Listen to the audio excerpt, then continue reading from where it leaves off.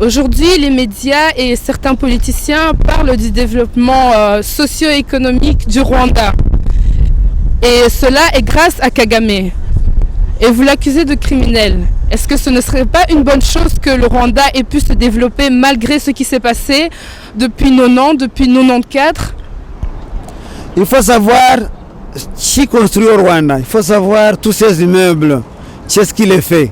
Il faut savoir à qui appartiennent toutes ces sociétés.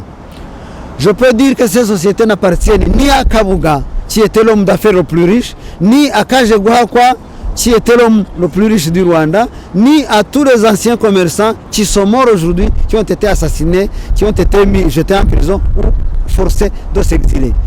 Les immeubles qu'on voit à Kigali appartiennent tous à des multinationales étrangères, à des hommes d'affaires étrangers, à des prédateurs étrangers. Ça n'appartient pas au Rwandais.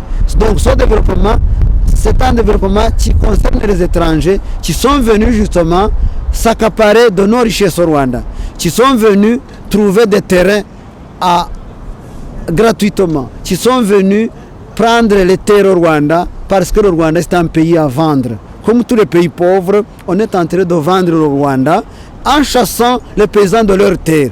Et on retrouve la même technique, la même stratégie de déposséder les populations comme celle que l'Empire britannique a utilisée en Inde dans les années 1776, qu'ils ont utilisé au Sri Lanka pour chasser les paysans de leurs terres et planter le thé à la place. Ces paysans sont morts en Inde, les cultivateurs de riz sont morts, les tisserands qui vivaient de leurs mains, on a coupé les mains, etc. Au Rwanda aussi, on a empêché les paysans de produire leur nourriture. Actuellement, la patate douce a disparu. Or, la patate douce, c'était le pain du Rwandais. On ne l'a plus.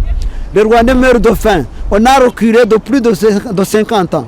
La famine est revenue, elle est endémique et ne s'arrête pas.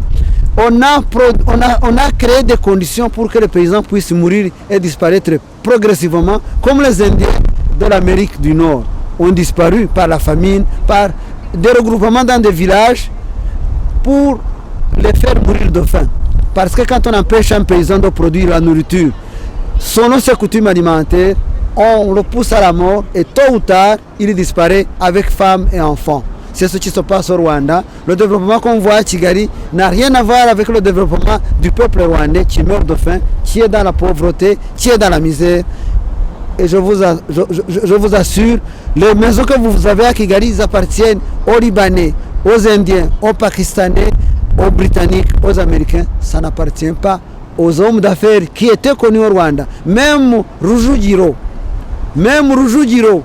qui était censé être l'homme d'affaires le plus prospère de Kigali, a dû fuir le Rwanda récemment, ainsi que plusieurs commerçants, qu'ils soient Hutu ou Tutsi, ils sont tous en exil, ceux qui ne sont pas en prison, comme le banquier Alfred Karissa, qui a été dépossédé de ses biens.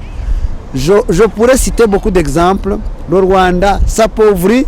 Les maisons que vous voyez à Kigali, ce qu'on est en train de vanter, ce sont les biens qui appartiennent à des prédateurs. Ils n'appartiennent pas aux populations rwandaises, ils n'appartiennent pas aux hommes d'affaires rwandais, parce que ceux-là ont été tout simplement mis hors course, mis hors jeu. Ils ont été jetés en exil, en prison, ou ils ont été appauvris. Merci.